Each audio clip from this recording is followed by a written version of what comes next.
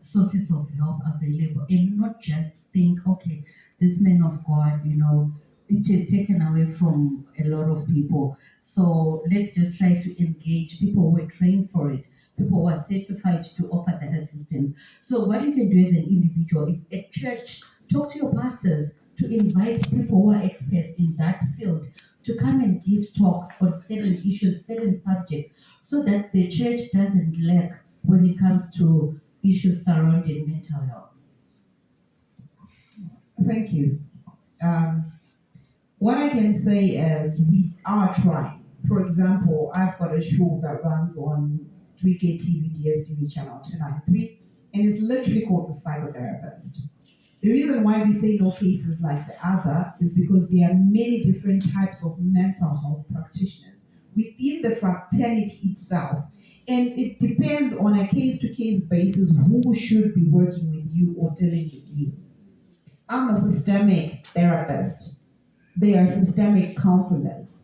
A systemic counselor cannot do the clinical stuff that I do as a systemic therapist, right? So the systemic counselor actually, at some point in time, or in some case, may have to refer to me. There is also a psychologist, a clinical psychologist. Not everybody who's with a psychology degree is a mental health practitioner, right?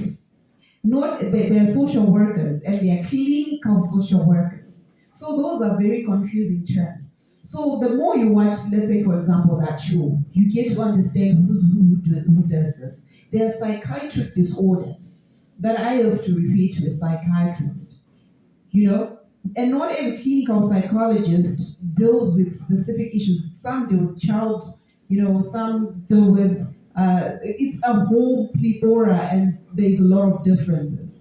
So it's a case-to-case scenario and you don't get to self-diagnose. It's very dangerous. That's number one. Number two, when it comes to men, for example, on the same channel there's a channel called Men to Men, where men sit and talk about mental health issues. I'll come to you, sir. We want to advocate. I do a lot of pro bono, but you can't force people to do that because they want food on the table. Advocacy is expensive. It requires money. So we also need guys like you to partner and say, look, I'm going to sponsor this advocacy in this way. There are a lot of experts in here. If I come and say you're such an AI expert, can you partner with me? Because I want to do advocacy to little kids that need to see visuals of little things and little kids and interactions at their level. But I don't have the